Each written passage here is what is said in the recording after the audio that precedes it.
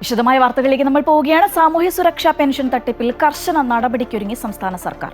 ഉദ്യോഗസ്ഥർക്കെതിരെ കർശന നടപടി ഉണ്ടാകുമെന്നാൽ തട്ടിപ്പ് നടത്തിയ ഉദ്യോഗസ്ഥരുടെ പേര് വിവരങ്ങൾ ധനവകുപ്പ് പുറത്തുവിട്ടിട്ടില്ല. വിവരങ്ങളുമായി തിരുവനന്തപുരത്ത് നിന്ന് സാരംഗ് ചേരുകയാണ്.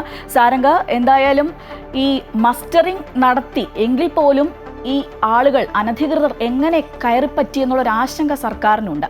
പക്ഷേ ഈ പേര് വിവരങ്ങളൊക്കെ വെളിപ്പെടുത്തിയാൽ ഞെട്ടും എന്നൊക്കെയായിരുന്നു ധനമന്ത്രി കഴിഞ്ഞ ദിവസം പറഞ്ഞത്. പക്ഷേ ഇതുവരെയും ആളുകളെ അങ്ങോട്ട് ഞെട്ടിക്കാൻ അദ്ദേഹം തയ്യാറായിട്ടില്ലല്ലോ. ശ്രീജ, തീർച്ചയായിട്ടും സംസ്ഥാനത്തെ സാമൂഹ്യ സുരക്ഷാ പെൻഷൻ അനധികൃതമായി കൈപ്പറ്റുന്ന സർക്കാർ ജീവനക്കാർക്കെതിരെ കർശന നടപടികൾക്കൊരുങ്ങുകയാണ് സംസ്ഥാന സർക്കാർ. ഇത് സംബന്ധിച്ച് നോട്ടീസ് ഉടൻ തന്നെ നൽകും. അതുപോലെ തന്നെ ധനവകുപ്പും കർശനമായ നടപടി സ്വീകരിക്കുമെന്നാണ് നിലപാട്. ഇത് സംബന്ധിച്ച് ധനവകുപ്പ് മന്ത്രി KN ബാലഗോപാലൻ നിർദ്ദേശം നൽകിയിട്ടുണ്ട്.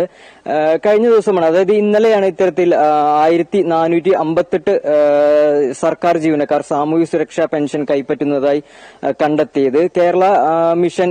ഇൻഫർമേഷൻ കേരള മിഷന്റെ പരിശോധനയിലാണ് ഇത്തരത്തിൽ സർക്കാർ ജീവനക്കാർ സാമൂഹ്യ സുരക്ഷാ പെൻഷൻ അനധികൃതമായി കൈപ്പറ്റുന്നത് കണ്ടെത്തിയത്.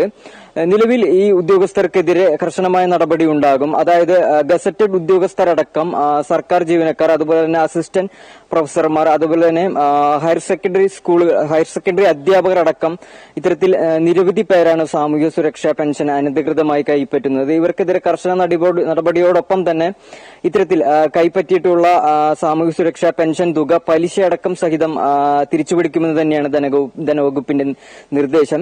എന്നാൽ ഇതേ സമയം തന്നെ ഇത്തരത്തിൽ സാമൂഹ്യ സുരക്ഷാ പെൻഷൻ അനധികൃതമായി കൈപ്പറ്റിയ വ്യക്തികളുടെ അല്ലെങ്കിൽ സർക്കാർ ജീവനക്കാരുടെ പേര് വിവരങ്ങൾ പുറത്തുവിടാനായിട്ട് സംസ്ഥാന ധനവകുപ്പ് തയ്യാറായിട്ടില്ല. ശ്രീജ.